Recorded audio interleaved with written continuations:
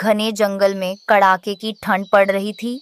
आसमान से रुई के फाहों की तरह सफेद बर्फ गिर रही थी।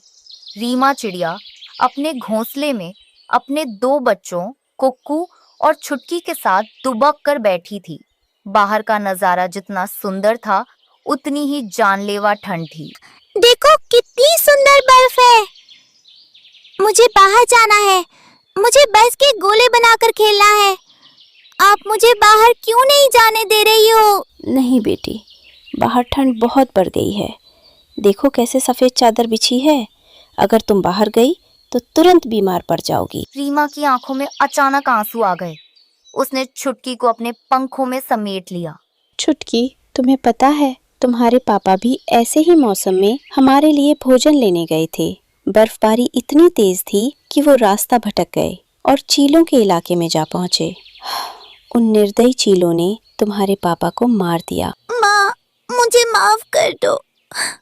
अब मैं बर्फ खत्म होने तक बाहर जाने की जिद कभी नहीं करूंगी। रीमा के पड़ोस में कालू कौआ और गौरी कौवी रहते थे।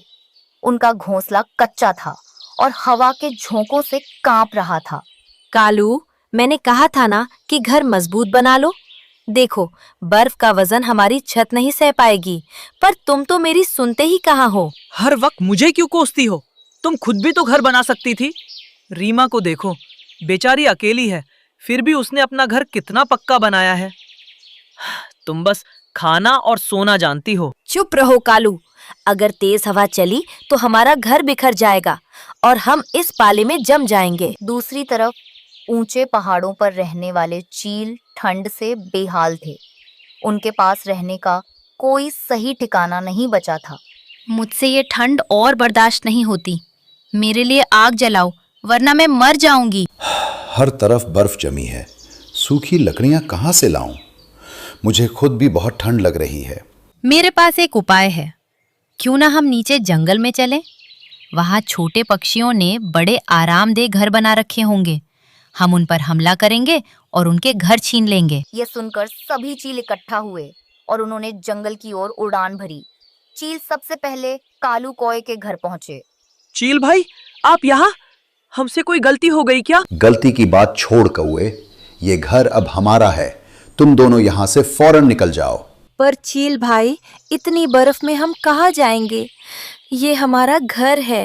या तो जान दो या घर दो, चुनाव तुम्हारा है। कालू और गौरी डरकर भाग निकले। उधर एक विशाल चील रीमा के घोंसले में घुस गई। ए चिड़िया, अपने बच्चों को उठा और यहाँ से दफा हो जा।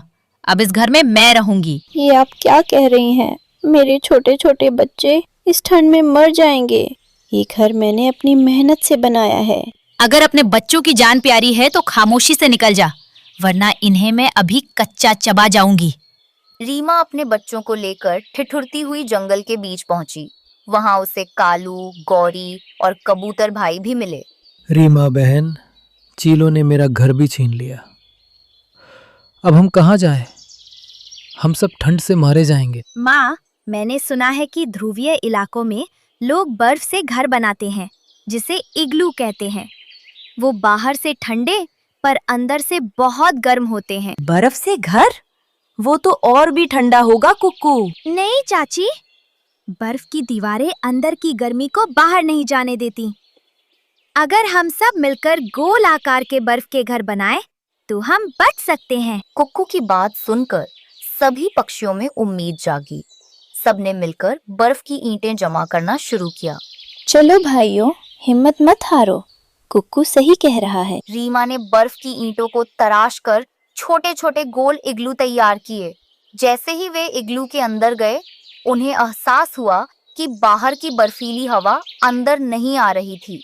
वाह माँ, ये तो सच में बहुत गर्म है। कुक्कू बेटा, आज तुम्हारी अकल ने हम सबकी जान बचा ली। हम बेकार ही चीलों से डर रहे थे।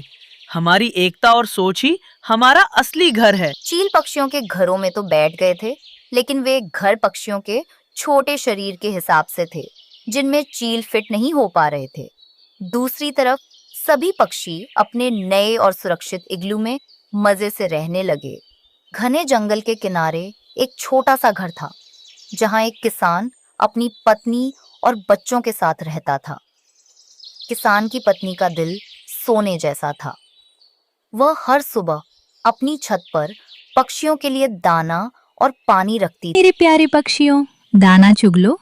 अगर हम इंसान भरपेट खा सकते हैं तो तुम नन्हे जीव भूखे क्यों रहो। सुनो दोस्तों, मैंने सुना था कि इंसान स्वार्थी होते हैं, लेकिन आज अपनी आंखों से देख लिया कि दुनिया में अच्छे लोग भी होते हैं। अजी सुनती हो, मैं खेत पर जा रहा हूँ। आज काम ज्यादा है, इसलिए लॉटरी में शाम हो जाएगी। किसान चला गया और पक्षी भी पेट भरकर अपने बच्चों के लिए चोंच में दाना दबाकर उड़ गए। कई दिनों तक यह सिलसिला यूं ही चलता रहा, लेकिन नियति को कुछ और ही मंजूर था। एक दोपहर जब किसान खेत में कड़ी मेहनत कर रहा था, झाड़ियों में छिपे एक जहरीले सांप ने उसे डस लिया। अस्पताल पहुंचने से पहले ही किसान की मृत्यु हो गई। किसान की पत्नी पर दुखों का पहाड़ टूट पड़ा। घर में कमाने वाला कोई न था और धीरे धीरे घर का राशन और पैसे खत्म हो गए। दोस्तों, कई दिन बीत गए, छत पर दाना नहीं मिला। हाँ, घर भी कितना शांत और उदास लग रहा है। तभी किसान की पत्नी बाहर आती है। उसकी आंखों में आंसू हैं।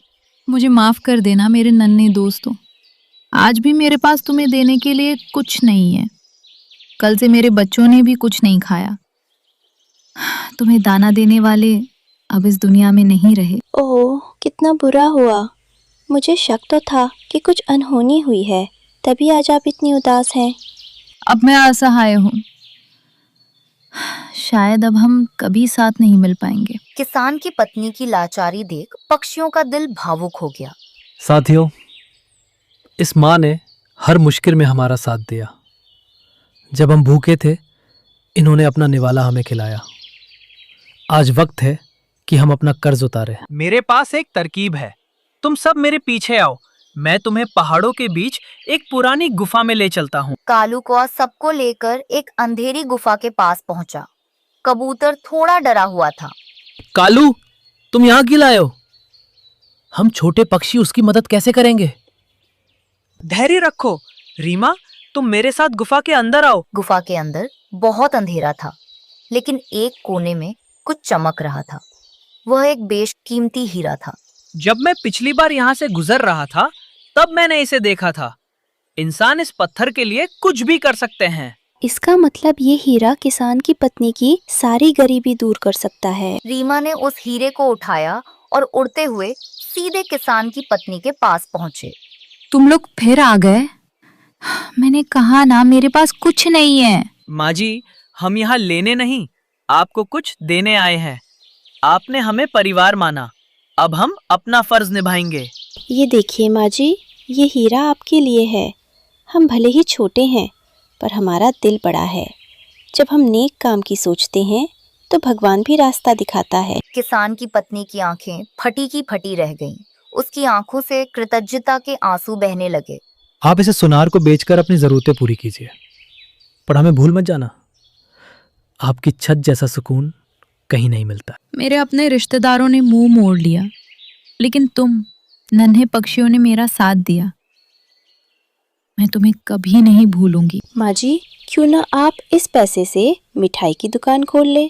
आपका हाथ का स्वाद सबको बहुत पसंद आएगा। ये बहुत अच्छा विचार है रीमा, मैं ऐसा ही करूंगी। अगले ही दिन महिला ने शहर जाकर हीरा बेचा और गांव के चौक पर एक छोटी सी मिठाई की दुकान खोली। देखते ही देखते उसकी मिठाइयां पूरे इलाके में मशहूर हो गईं।